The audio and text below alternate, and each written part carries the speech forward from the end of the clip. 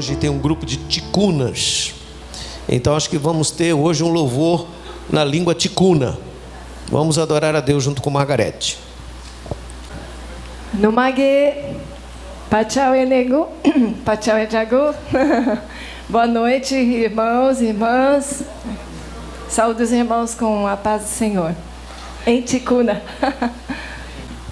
Hoje nós temos aqui a minha cunhada, Cláudia. Temos o esposo dela, irmão André, que também é o que tem pregado lá na Casa dos Estudantes Indígenas. E o nosso irmão Jeremias, que veio lá do interior para estudar aqui. Né? Ele também, e ele toca também, ele é músico. E eles vão me ajudar a cantar a música do Salmo 96:1. Cantai ao Senhor um cântico novo, cantai ao Senhor todas as terras. E João 4:24. Deus é Espírito, importa que os seus adoradores o adorem em espírito e em verdade. Na língua ticuna.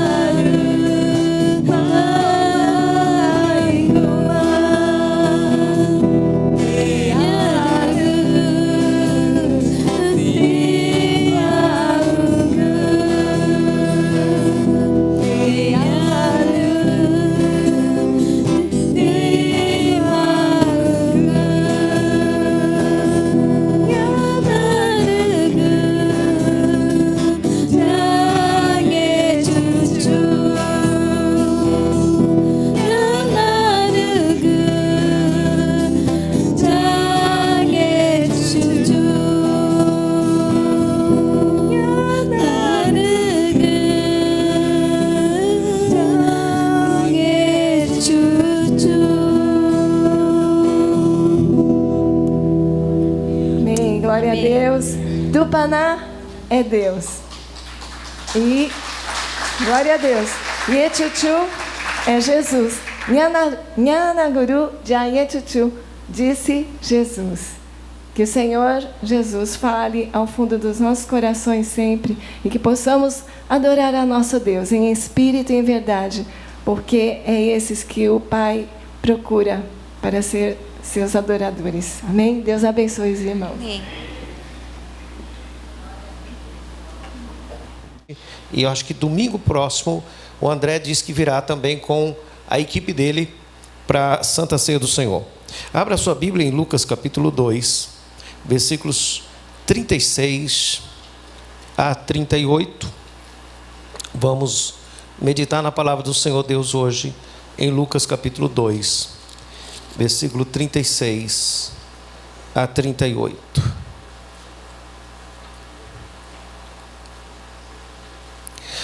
Havia uma profetisa chamada Ana, filha de Fanuel, da tribo de Asser, avançada em dias, que vivera com seu marido 7 anos desde que se casara, e que era viúva de 84 anos. Essa não deixava o templo, mas adorava noite e dia em jejuns e orações. E chegado naquela hora, dava graças a Deus e falava a respeito do menino a todos os que esperavam a redenção de Israel. Amado Deus, nós clamamos pela paz em Israel. Nós clamamos, Senhor, que haja paz em um mundo de guerras, que o Senhor tenha misericórdia do seu povo. Nós estamos chegando nos últimos dias, glória a Deus, Maranata, aleluia, ora vem, Senhor Jesus. Dias de transtorno, de convulsão social, dias de guerra, dia de desinformação e de mentira, mas o teu povo vive a verdade e crendo no seu poder. Tenha misericórdia, Senhor, dos nossos irmãos. Tenha misericórdia, Senhor, do teu povo. Estende as tuas mãos sobre nós. Fortalece a nossa vida. Abençoe a nossa família. Tenha misericórdia daqueles que foram sequestrados. Tenha misericórdia, Senhor, dos refugiados. Tenha misericórdia dos excluídos, dos necessitados. E nos use como igreja para ser instrumento de Deus nas mãos do Senhor.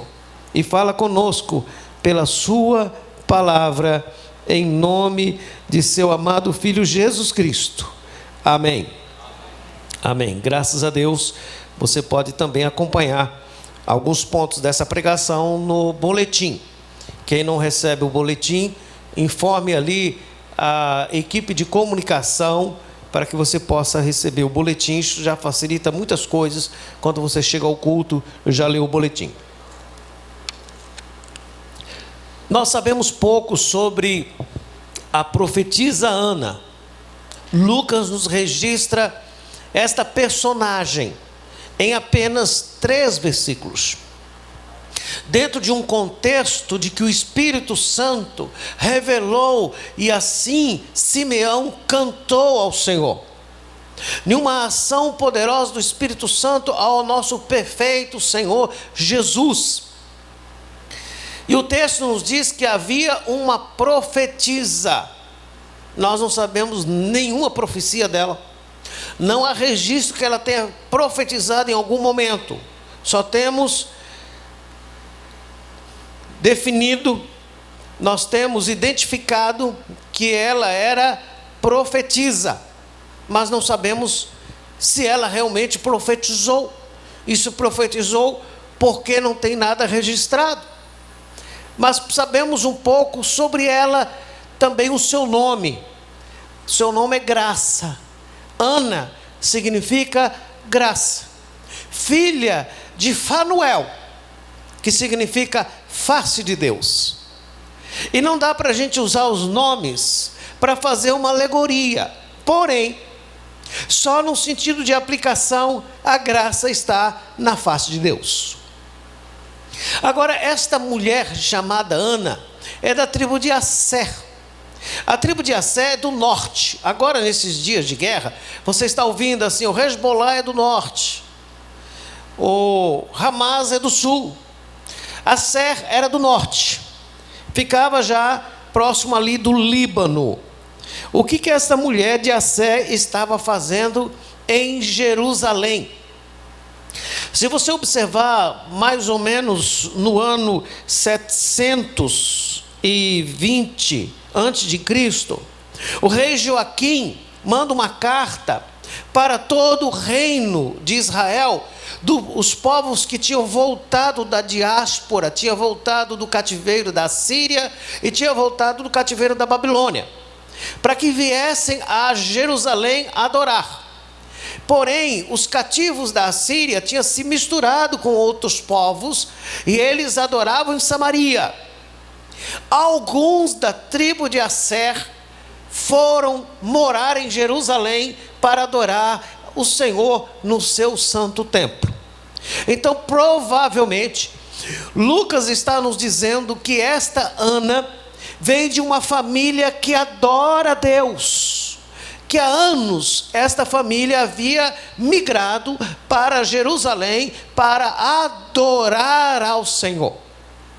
Então já sabemos um pouco, sabemos que ela é de uma família que adora a Deus, que ela é uma graça, e que ela é filha do Fanuel, que nós não sabemos quem foi, mas Fanuel significa a face de Deus. Outro ponto importante é que ela é avançada em dias. Eu não sei como que você lida com a idade. Algumas pessoas têm mais facilidade com a idade do que outras. Eu não tenho dificuldade nenhuma.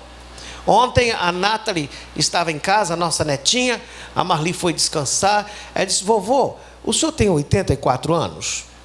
Falei: ainda não, mas o vovô está próximo disto. Ela disse: e a vovó tem 30? Falei: conte isso para ela que ela vai ficar feliz.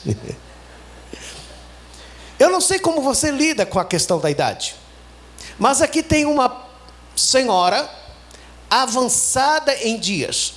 Eu também não sei como você lida com as circunstâncias adversas da vida, com as perdas. Quantas pessoas nós perdemos no período da pandemia? Amigos, irmãos. O meu amigo Feijão foi embora. O Feijão era um homem de fé, de oração, mas fez falta. E não só ele. Quantos outros que nós poderíamos enumerar? Como que nós lidamos nos momentos difíceis? Margarete, quando ficou viúva, nós nos encontramos no avião.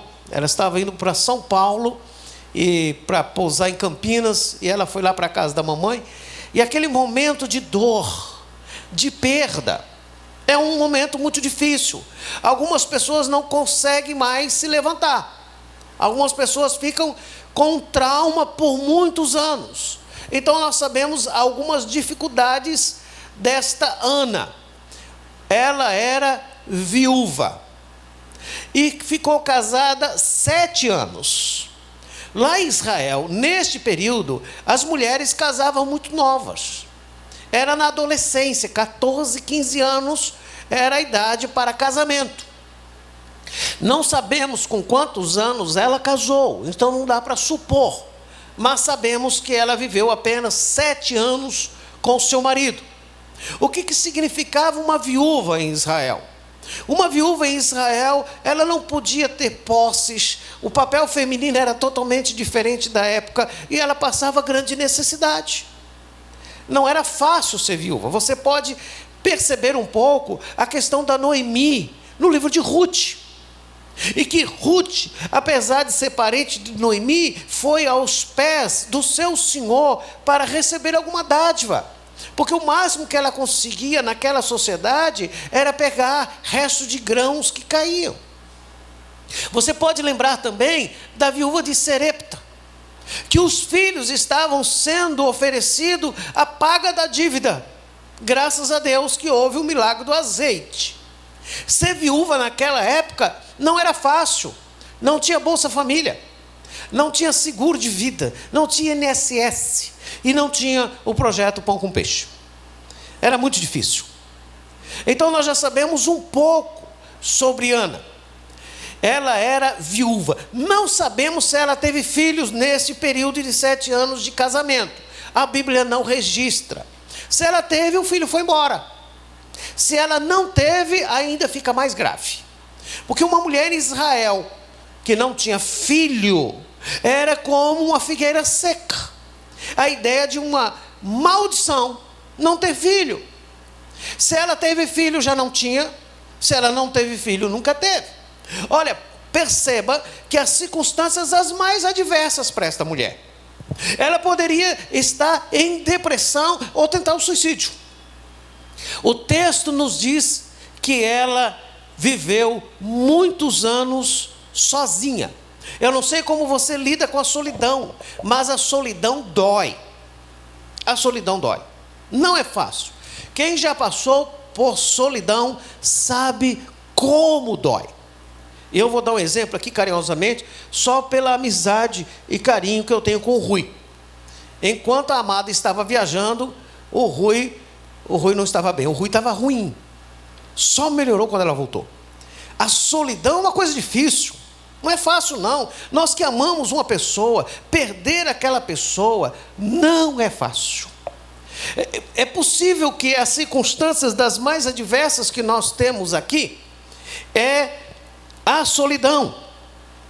Não é fácil como lidar com esta questão.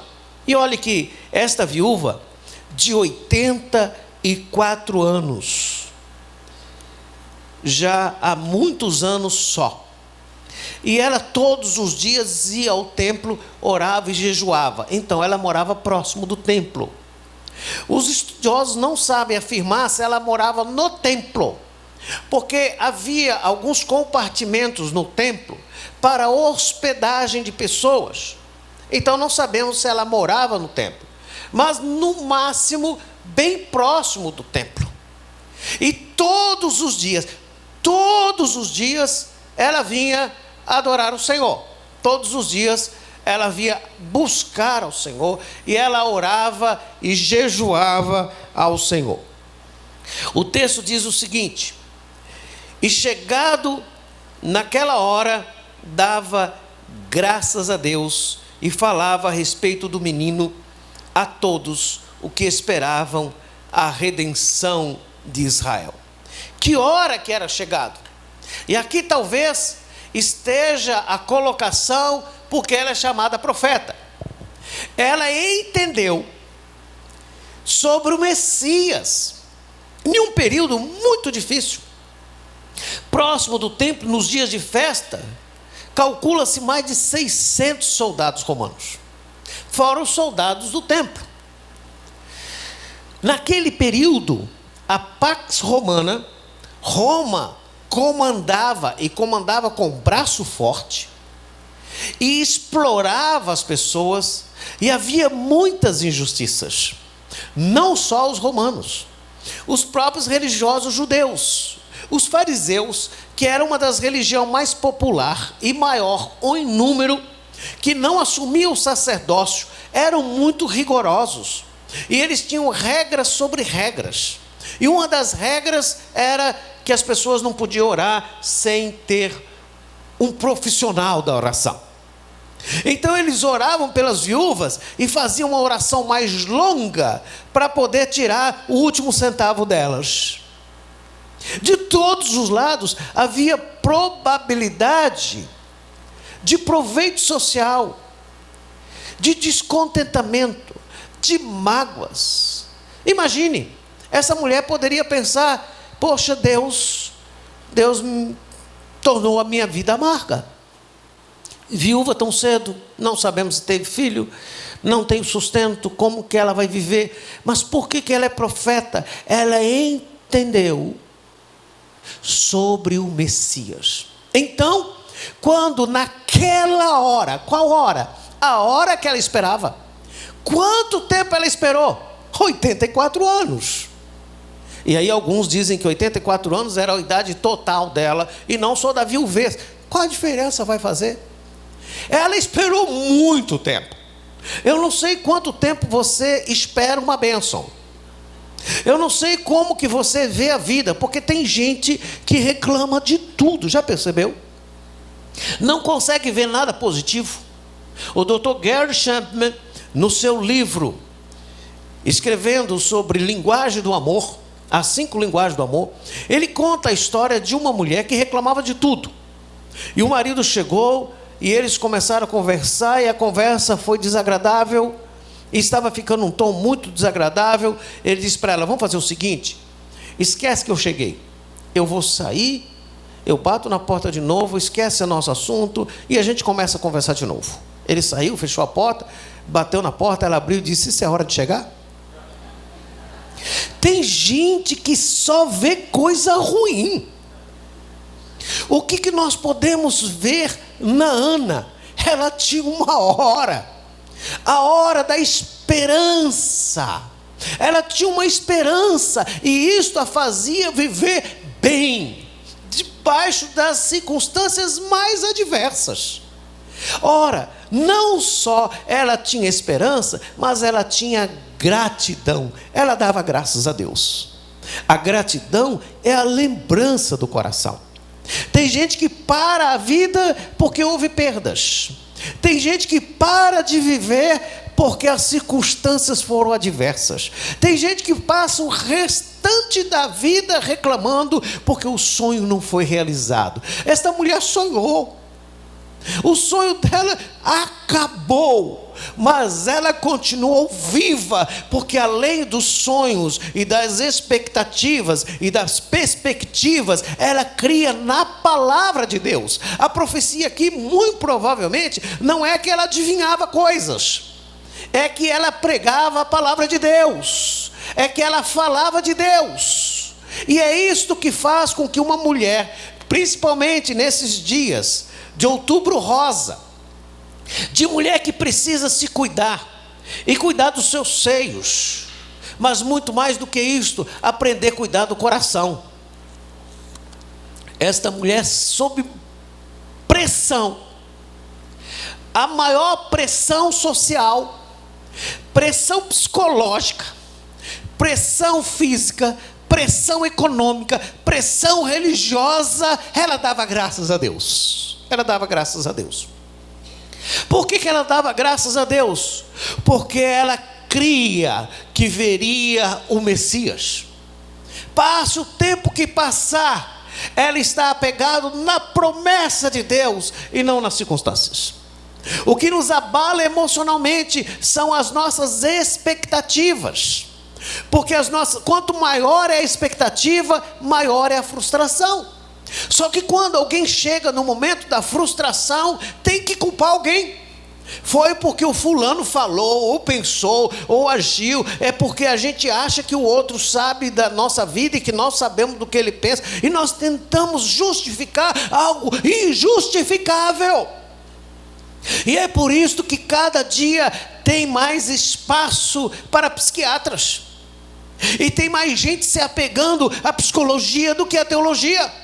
E cada dia tem mais crente que não conhece a Bíblia, que não se apega às Escrituras e que não faz das Escrituras a sua promessa. Esta mulher cria na palavra de Deus e por isso ela dava graças a Deus. Mas o que ela falava? Qual era a sua conversa? Qual era o seu diálogo? Novamente eu conversando com a minha netinha, ela disse: vovô, por que os adolescentes só conversam com os adolescentes? Ela não é adolescente ainda, mas já que está querendo ser. Falei: filha, é porque o papo de adolescente é diferente do papo de criança. Falei: pode ver o seguinte, as crianças falam de brincadeiras, os adolescentes falam de jogos, expectativas e namoro. Os jovens falam de faculdade e o futuro e casamento. Os casados falam dos boletos. As irmãs falam da gravidez. Os irmãos falam de futebol e os velhos contam o passado. Por isso que o vovô fica contando história. E ela riu. A circunstância nos leva a um diálogo.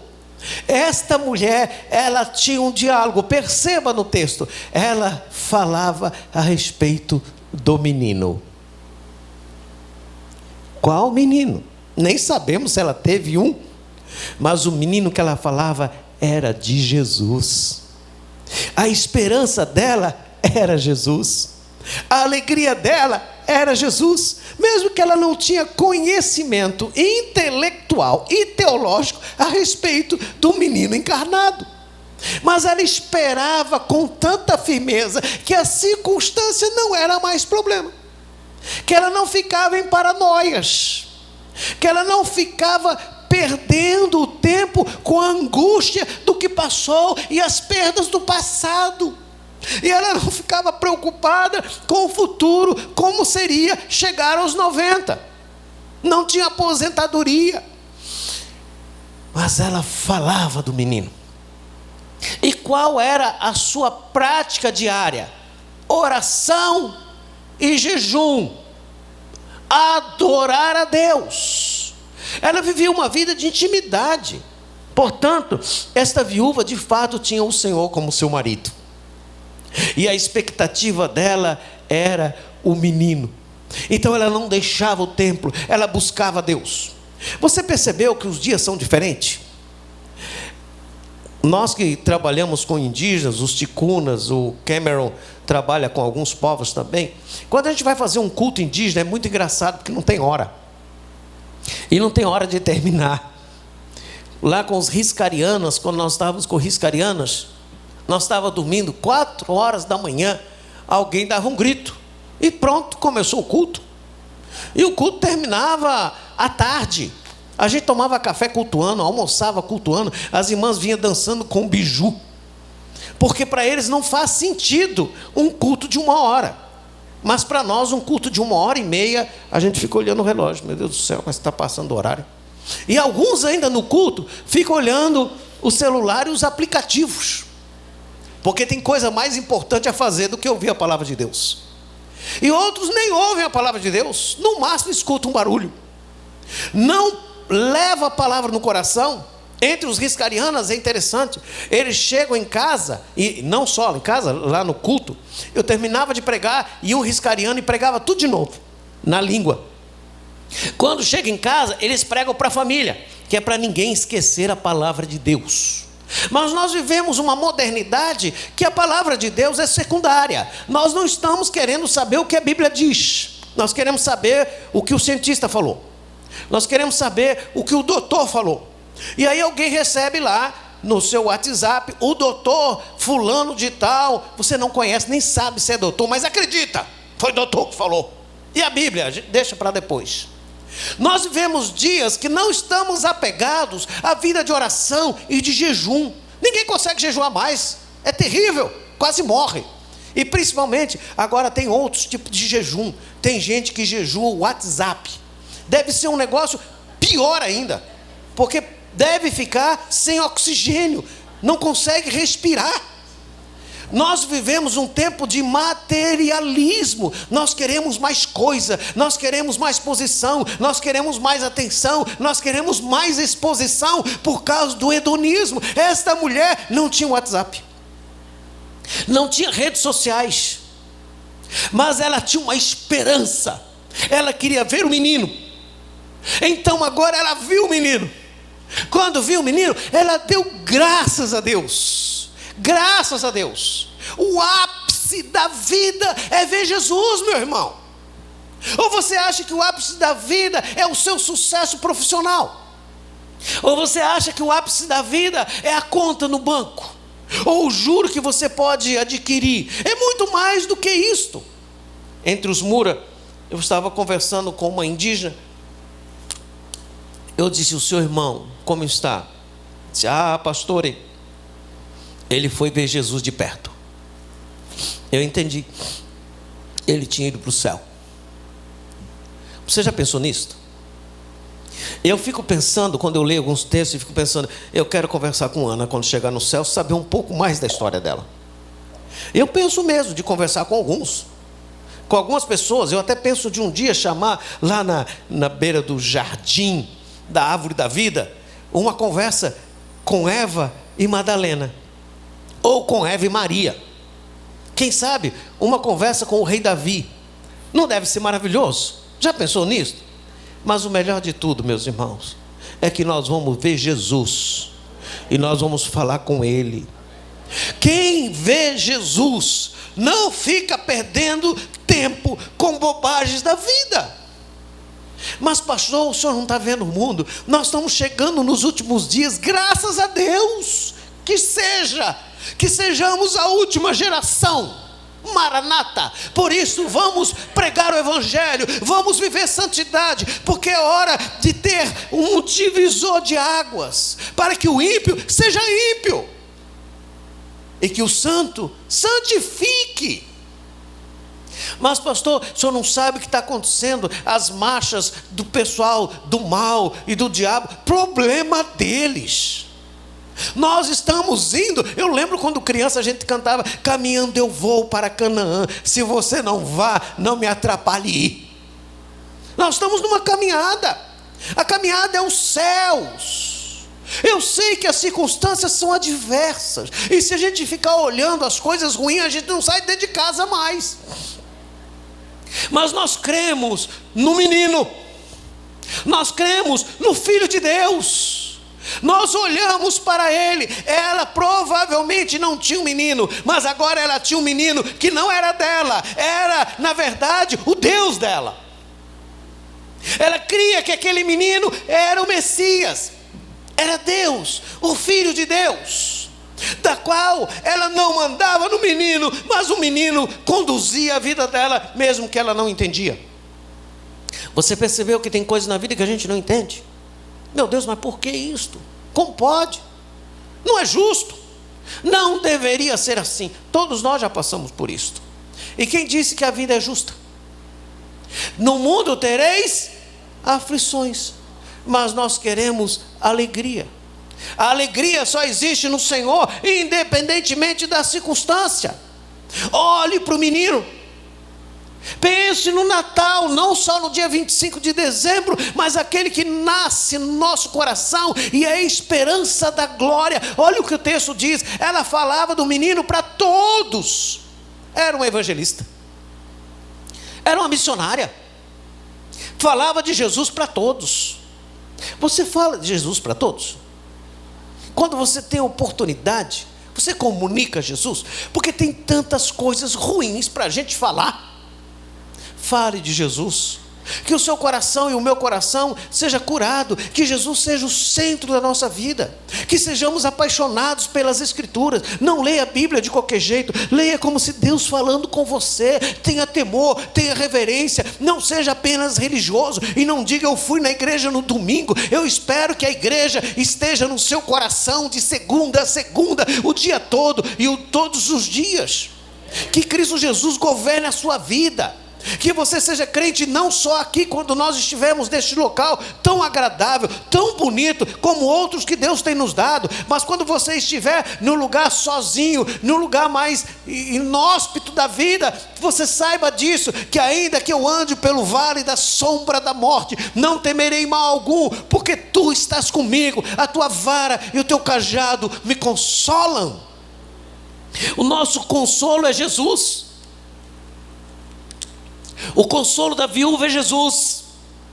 O consolo das senhoras é Jesus. O consolo dos senhores é Jesus. Então, como a gente chega diante dele? A gente chega diante dele pensando na redenção. Olha como termina. Todos os que esperavam a redenção em Jerusalém, ou a redenção de Jerusalém. O objetivo desta mulher era a glória de Deus, mas o que ela esperava era a redenção. Vou lhe dizer o que é redenção. Redenção é resgate. É alguém resgatado da morte, é alguém resgatado da vida e da dívida. A redenção tem a ver com o livramento de que alguém paga o preço. De outra forma, o que essa mulher está dizendo é que ela cria que ela precisava da redenção, como toda Jerusalém precisa. Ela se declarava necessitada de redenção, de ser comprada, de servir ao Senhor. Então ela se declarava pecadora. Ela não tinha esperança nela mesma. Ela não se achava melhor que as outras viúvas. Ela não se achava melhor por ter o título de profeta de alguém. Não tem um registro dela. O objetivo dela era Jesus. Então o coração estava curado. O coração não adoecia, porque ela não tinha nada da qual ela pudesse se apegar nela mesma, mas ela esperava o menino que seria a redenção de Jerusalém. Deixa eu lhe dizer para concluir: este menino Jesus é a redenção da sua família. é a redenção da sua casa, é a sua redenção, é a redenção de Jerusalém, é a redenção do Brasil, é a redenção de Manaus, é a redenção para o perdido, é a redenção para o desviado, é a redenção para o viciado, é a redenção para aqueles que estão longe e nunca ouviram a palavra de Deus. Essa mulher tinha muito a fazer. Ela não tinha tempo para fazer fofoca. Ela não tinha tempo para conversa fiada. Ela não tinha tempo para depressão. Ela não tinha tempo para tristeza. Ela não tinha tempo para amargura. Ela não tinha tempo para mágoas, porque ela olhava para frente. Ela olhava para o Filho de Deus. Eu não estou dizendo que as pessoas não passam por depressão e por todas essas coisas. Passam. Eu passei. E muitos aqui já passaram e testemunharam. Mas passa. Com Jesus nós passamos. Ninguém fica. Passa.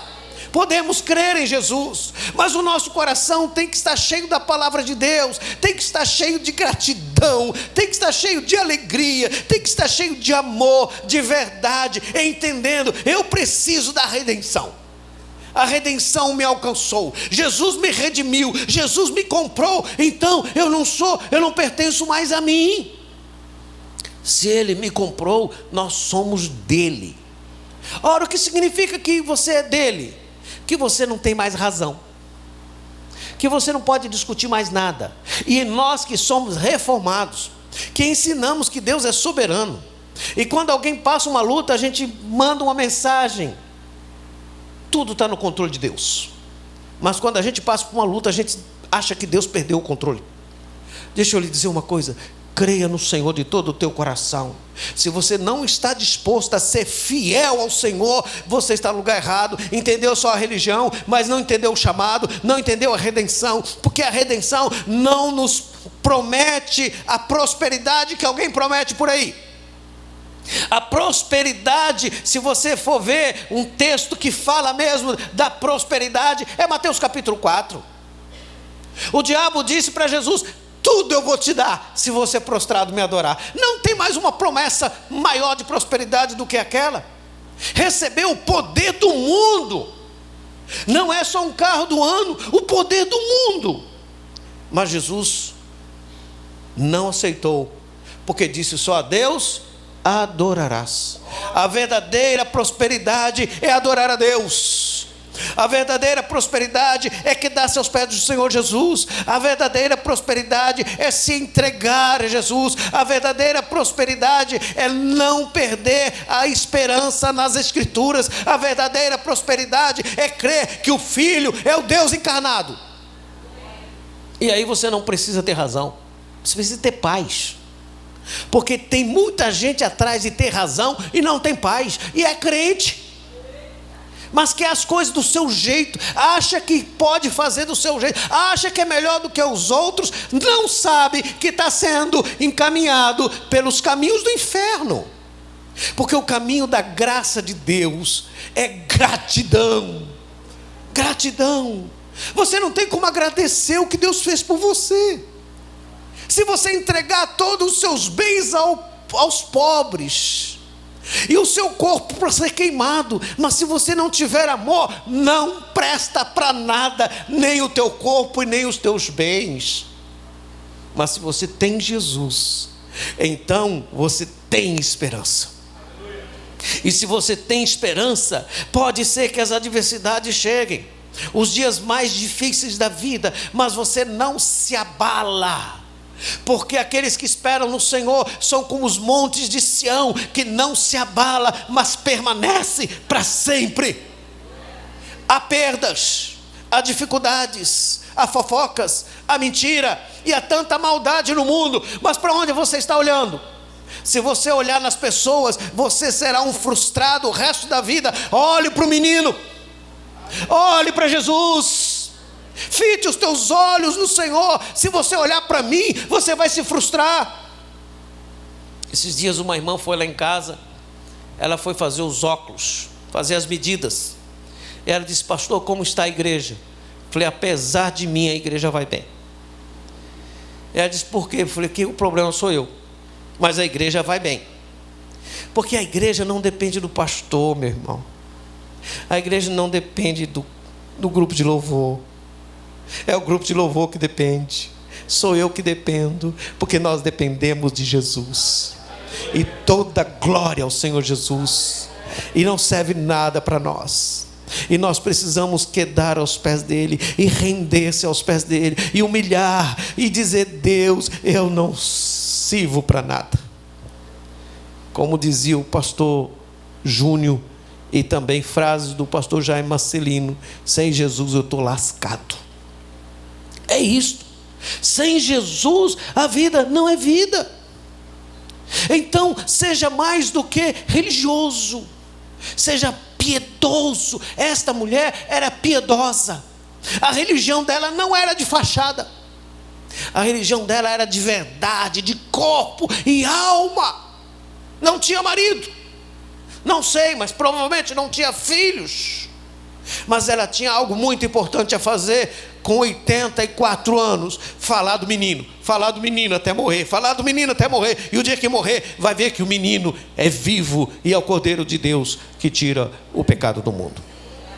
Não perca seu tempo, aproveite os seus dias, se entregue mais a Jesus. Não fique apegado a coisas que vão ficar por aqui. Entrega totalmente o teu caminho ao Senhor. Não queira impressionar homens, não queira agradar ninguém, simplesmente para conseguir aceitação ou status. Seja agradável a todos, mas agrade a Deus de todo o teu coração. Vamos orar? Que o Senhor Deus aplique a sua palavra em nosso coração, e que você volte para casa hoje pensando na Ana, com gratidão. Amado Deus, perdão pelos nossos pecados. Às vezes somos ingratos. Às vezes nós olhamos muito as circunstâncias. Às vezes nós não entendemos a redenção da qual todo Israel espera. Nós precisamos do Senhor, do seu amor, da sua graça. Nos ajude, Senhor, para sermos usados por Deus para a glória do Senhor em Cristo Jesus.